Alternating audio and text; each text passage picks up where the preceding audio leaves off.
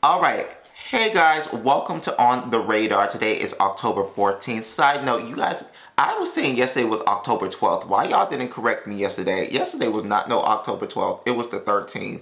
And I said that I opened the show with that and nobody said anything. Today is October 14th and here's what's on the radar. So today marks the 14th day of the government shutdown. The Senate is scheduled to hold a vote today, but I don't think it's gonna do anything. I do not think that we are going to end this shutdown today. I hope we do. I hope we do. It'll be better for all of us if it happens, but I just don't see this shutdown ending today. And I've also said that I think this shutdown is going to be historic. I think it's going to be the longest shutdown in history. I was a part of the last shutdown that was a little over 30 days. And I think this can possibly go to near Thanksgiving. And if it goes near Thanksgiving, that's bad. Prepare to drive to wherever you're going because at that point, I don't see who will be still going to work. At that point, they will be probably on their third missed paycheck. And I just don't see that they'll be able to keep that up. And you're going to be extremely stressed by then. ATC is going to be diluted to the max. It's just going to be all chaos.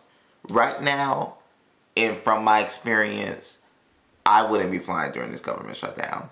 I need all this to pass. We need people to get back to, feeling good again, at least confident in their work. And I said this yesterday in my video. You have to think this is a high stressful job to begin with. All of the agencies that's a part of, travel, they're all stressful positions. Think about your job. If you're stressed, can you be 100% in it? No, you're going to be thinking about home. You're going to be thinking about your children. If you have children, you're going to be thinking about finances will stress somebody out. And to be at your place of business working a good job. They used to say, when you have a government job, you have a good job. Child, not no more. It don't seem like that no more. Like you at work and you're not getting paid. That's tough. That is really, really tough. But what do you guys, let me see what you're saying real quick. We definitely do. We're feeling defeated. Yeah. Yeah. I was talking to a bunch of TSA officers yesterday from all across. The great thing about this TikTok account, I've been able to connect with so many TSA officers. And if you're a TSA officer in the chat right now, please send me a DM separately. I'd love to chat with you and see what's going on at your airport. I am trying to figure out something that I can do to help. My first initial thought was to provide gas to TSA officers or essential government employees that need to go to the airport to work.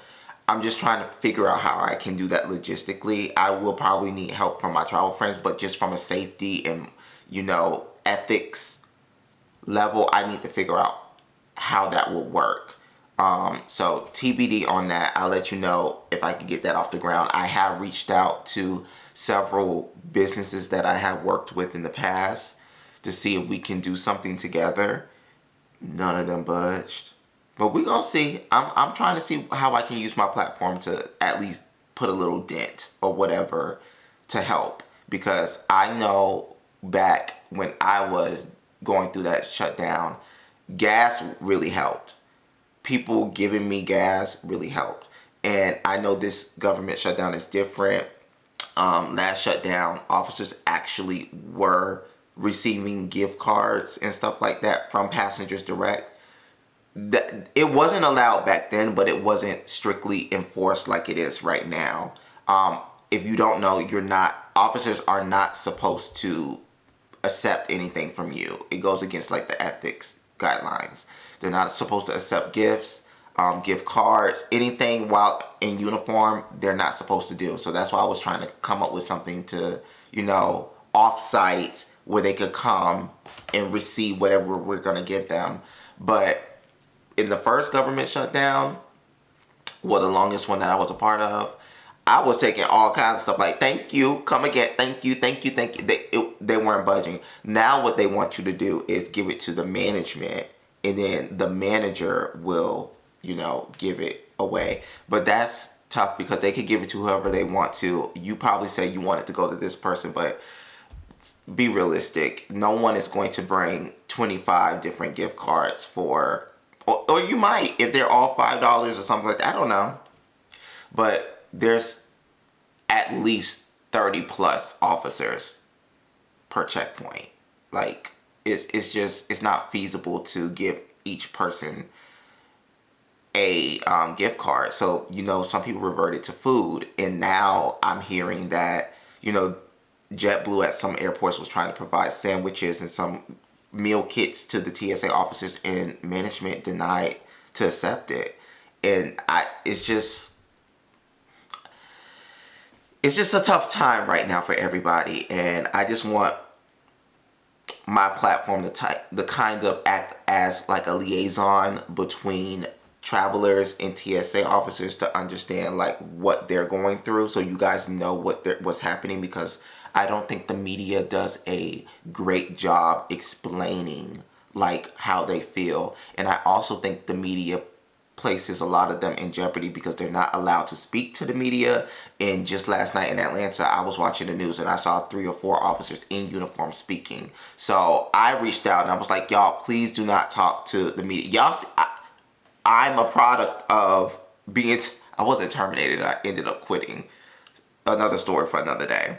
But you can't talk to the media in uniform. You're just setting yourself up for, something bad to happen, especially in this climate. You don't want to do it. So we're going to continue to try to lift up our service workers that's out there trying to do the best to get us where we're going. I really hope that this ends soon, but that's my latest update with this government shutdown.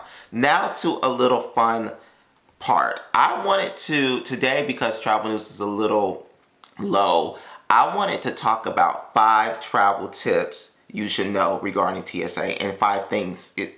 Some of these are just things that you should know about TSA. I'm not sure if you guys caught my television appearance on ATL Live last week, but I actually shared a dressing room with Michael J. White. If you don't know Michael J. White, he plays in Why Did I Get Married? Sidebar. He gave me some tea about Why Did I Get Married 3. And I can't wait to see the movie. I'm going to leave it at that. But yeah, so I was talking to him and, he asked me why I was here, why I was at the show, what am I doing today. I was there for Travel Tuesdays and I was giving, travel tips. But I told him about my travel newsletter and my background with TSA. And I was just talking to him and he's like so entertained with all the information that I'm giving him. And it just opened my eyes to like, I need to talk more about some of these things, because for whatever reason, I think that you guys already know this stuff because I know it. And it sometimes when something comes so natural to you, it's hard to think that some other person doesn't know it. Good morning, everybody. I'm sorry. Welcome to On the Radar. This is the morning travel show. This happens every morning, 8 o'clock. If you're just coming in here, I see you. Thank you for being here. Please like up the live. The goal is to get to 5,000 likes. Please like up the live and share with a friend and enjoy the show. So we're about to get into 5 TSA tips or things I think you should know. And I'm going to start with, okay, I don't know if you guys know this, but there's 2 different security checkpoints. Every airport has 2 different security checkpoints. You have passenger facing and you have baggage facing. So passenger facing is the ones that everybody knows. The TSA checkpoint is when you go and you see TSA, you see the machines, you have to go through it. But did you guys know that there's actually several TSA checkpoints underneath that? That's where your baggage goes through. Your baggage, when you check your baggage with these airlines, they're not just magically going on a plane. They go through an incredible incline system. Is it incline or inline? I don't know. They go through an incredible system that routes them where they need to go. There's several different, depending on the airport, there's several different baggage checkpoints. These are TSA officers that no one ever sees. They're usually the ones that don't like to interact with passengers, so they put them down there. I am a rare officer because I was a dual officer, meaning I was able to work for the customer passenger facing, and I also worked in baggage. So I have knowledge in both of those fields. Baggage is a whole different world than passenger facing. You're siloed, you're by yourself. It's kind of quiet. They play music down there. If you work at TSA and you don't like to interact with people, you probably want to be in baggage. That's probably the best place to go. But yeah, talking to him, he never knew that, baggage was checked. And I was like, yeah, it goes through security just like your carry-on does. And if you ever wanted to know if TSA actually looked in your bag, you will find a little slip in there.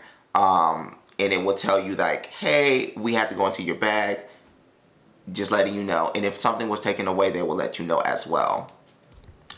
The second thing, and this is controversial what I'm about to say, I don't buy TSA approved locks. First of all, I'm team carry-on anyway. I don't check luggage. I don't know who's team carry-on. I don't know who's team check bag. But I don't like checking bags for multiple reasons. I don't do it. But if I did have to check a bag, I would never buy a TSA approved lock. And here's why.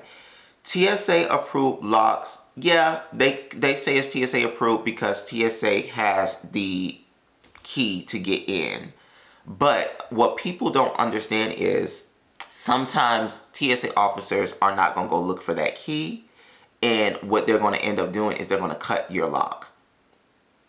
Yeah, and they're legally allowed to cut the lock. They don't have to verify if the key was there or not. Sometimes you're working in a busy, and this is for checked baggage underneath the regular security checkpoint, what I'm telling you about. Sometimes it's so busy down there, and there's about 3 keys anyway. You don't have time to be looking for no key. So you're going to get that lock cutter, and you're going to be cutting all these locks, and then you're just going to put it back in there with a little note. Sorry, had to cut it open. Had to get in here to see what's going on. So it's just, for me, it's for security reasons. I just don't like it. I'd rather buy a regular lock. If it can fit in the zipper part of my bag, and I would use that if I was checking my bag.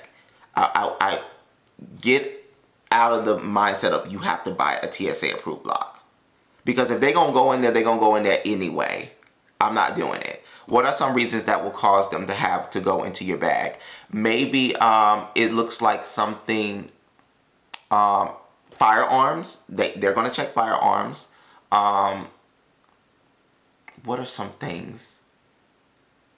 A substance that looks threatening. I can't really say what, but a substance that looks threatening, because check baggage is different than carry-on. You could actually bring large liquids in check baggage, but sometimes these liquids look threatening. If they do, they will pass it. They will kick it out.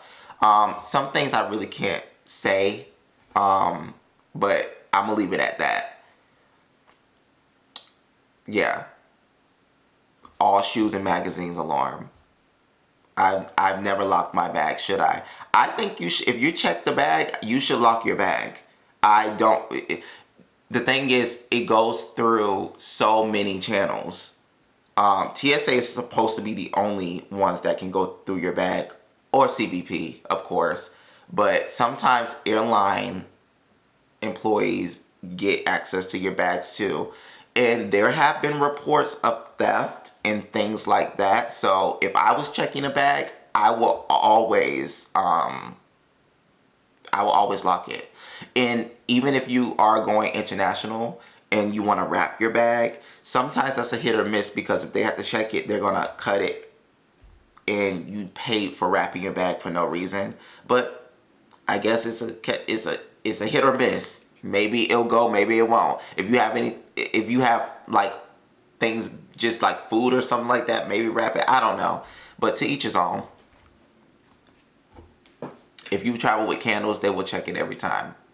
Candles, they will always check it. But you could carry on candles. Okay, so that's that tip. Okay, so the shoes on story. If y'all didn't know, first of all, come on, let's get this thing to 5,000. We almost there. Thank y'all, 5,000 likes. If you didn't know, I actually broke the shoe story for TSA. I got a tip from credible source, of course, one of my connects at TSA, and they gave it to me 3 days before it went out, and I put the story out and broke the story, and that story really changed a lot for my travel newsletter. And if you're not subscribed to Gate Access, please, after this live, go over there and subscribe. That's my travel newsletter. I keep you updated there as well with things. But yeah, I broke that story, but a lot of people think that just because you could keep your shoes on at TSA doesn't mean you take them off. There's many instances where you will still take your shoes off. It depends on the shoe. If you're wearing steel-toe boots, those are probably going to alarm. If your shoe alarms, you're going to take them off. And I don't think a lot of people understand that. And when you take off your shoes, depending on what you have on, you're going to be walking barefoot or on that nasty floor again. That's why my tip that I gave you about wearing shoe covers, putting shoe covers on your feet, is still relevant. Take a pair with you just in case you alarm. So you can go in your bag, get the shoe covers, and put them on your feet. You do not want to be walking around these dirty checkpoints barefoot. And I'm about to tell you why. First of all, it was nasty to begin with that everybody was taking off their shoes and walking barefoot and standing on them yellow footprints. Thousands of people. Y'all didn't think about that? Thousands of, as I was pushing the button, next, watching all y'all, next, ooh, and y'all was barefoot. People not wearing socks, just nasty. All types of stuff on the toes and the feet and stuff, and people just walking in one after another. Them things not being wiped, them things not being cleaned. Okay? One time, and this is the I've seen a lot of things, but this is the one that I remember vividly. It was an elderly gentleman coming through the TSA line. He stepped into the machine, no shoes on. Well, he did have his shoes on because when you're over 75, you can keep your shoes on. He had his shoes on. So he steps on the yellow footprints. I'm scanning. But I just see, what is all this? Why is it wet? Child, that man done peed all up in the body scanner. Peed all up, dripping all down his leg, all on the floor of the machine. We had to close down the machine momentarily so it could get clean. The lady came over there to clean it just a little bit, but it wasn't to my liking. I was like, this is still nasty. She basically just put a paper towel down there and wiped it up. No kind of chemicals, no type of nothing. See, I'm a good I was a good officer. What I did when that lady left, I went over there and got the alcohol that we had. And I just sprinkled that. I put some alcohol or something down there just to try to clean it up a little bit because that's nasty. And the people after that did not know it was a lady. She did not know that man just peed on them yellow footprints. And she put her barefoot on those yellow footprints. Y'all don't see how nasty that is. So thank goodness we now can keep our shoes on at TSA. And if you have to take your shoes off at TSA, remember you can put shoe covers on your feet. Remember I told you that? Okay. Now, this tip is mostly for my women. You know, when you are a thicker girl, you know, your body a little voluptuous, okay? Sometimes you might, who has a hard time with always alarming in their groin area? Do we have people that's like always alarming in the groin area? Like, I know some males alarm in that area too, but it's for a different reason. But, okay, neat, you always alarm. So, what you should do when you go into the machine, the body scanner, you do see those yellow footprints there, but stand wider. You want to create a thigh gap. If your thighs are touching, you're going to alarm in your groin area, and they're going to pat you down with that embarrassing groin pat down. So, some officers will tell you this, some won't. But when you go and you step into the machine, step wider than the footprints. Step until you know that you have created space, necessary space for that machine to turn and scan whatever is in between your legs, okay? You don't want nothing touching. So that's a pro tip for you guys. I love that tip. And this is number 5, my last one. And I think you guys are going to like this one. Will the liquid rule end? And that's regarding, you know, the 3.4 rule, where the 311 rule, where you can't take liquids, gels, or aerosols over 3.4 ounces. That rule is going to end. They've been talking about it way before the media even got involved and said that it's going to happen. Here's the thing of why it's going to take a while.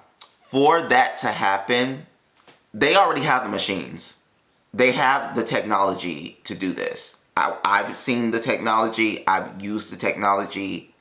The technology is advanced enough for American citizens to fly with large liquids.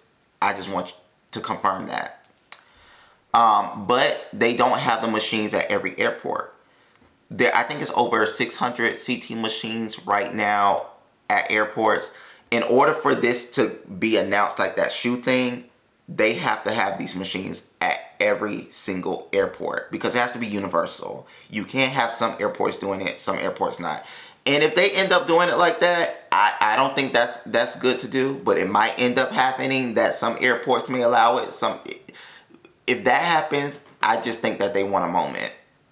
I just think they want a moment to say, like, we ended liquids. But the safe way to do it, CT machines have to be at every airport.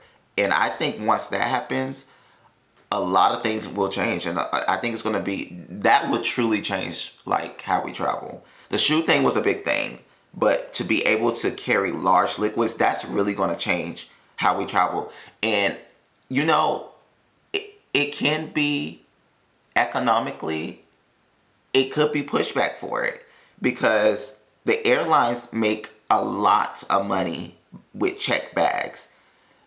And this is just me talking right now. I'm not saying no one said this or anything, but just from my experience, I think that this rule has stayed in place because people are forced to check their bags if they have large liquids.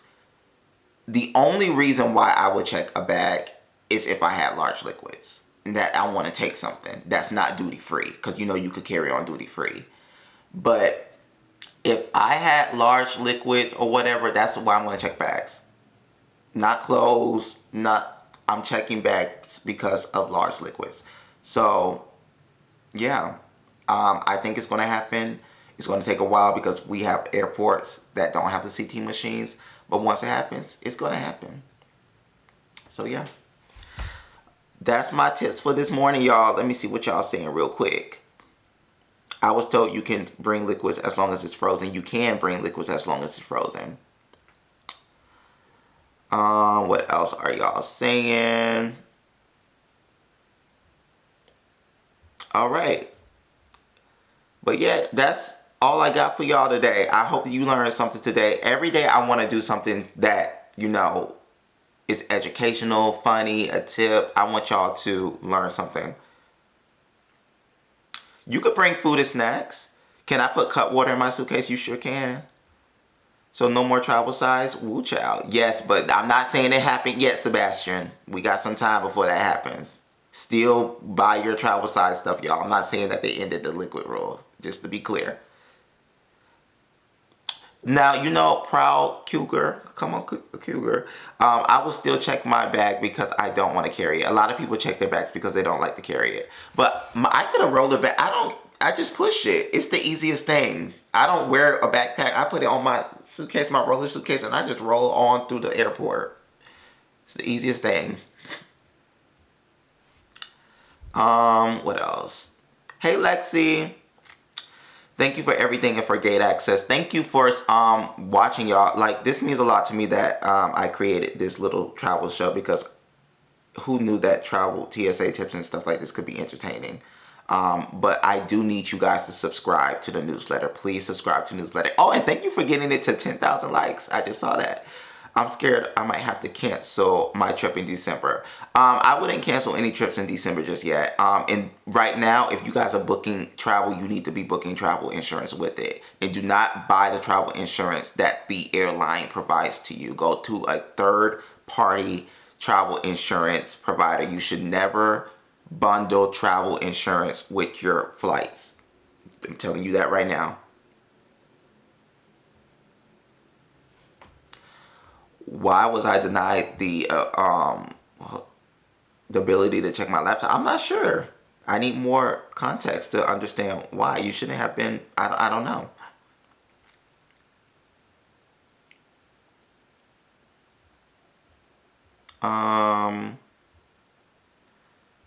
Why was I denied? What brands do you recommend for travel insurance? I have a link in my bio right now for Faye. Check them out. They're really good. But I'm doing some research on some more. But right now, Faye is my favorite. And that's linked in my bio right now. But yeah, travel insurance is a must, especially right now. Who has the best? Okay, yeah. What you think about Frontier?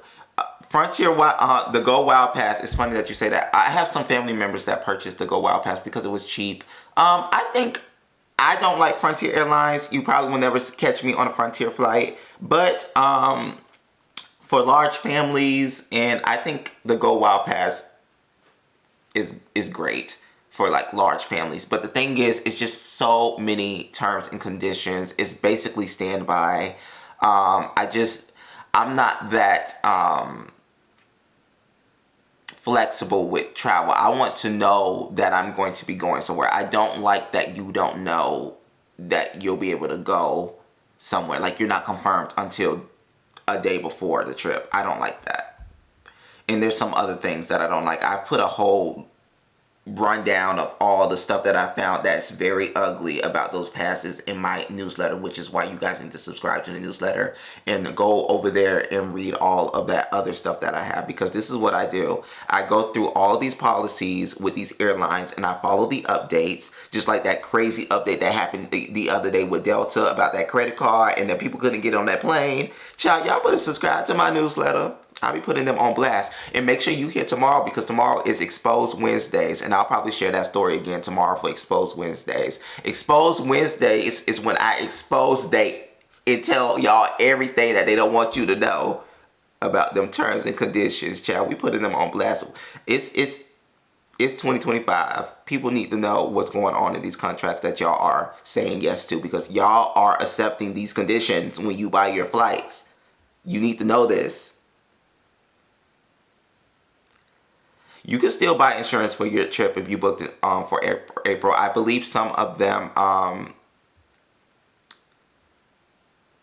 Wait, April next year? Oh, you booked the trip in April.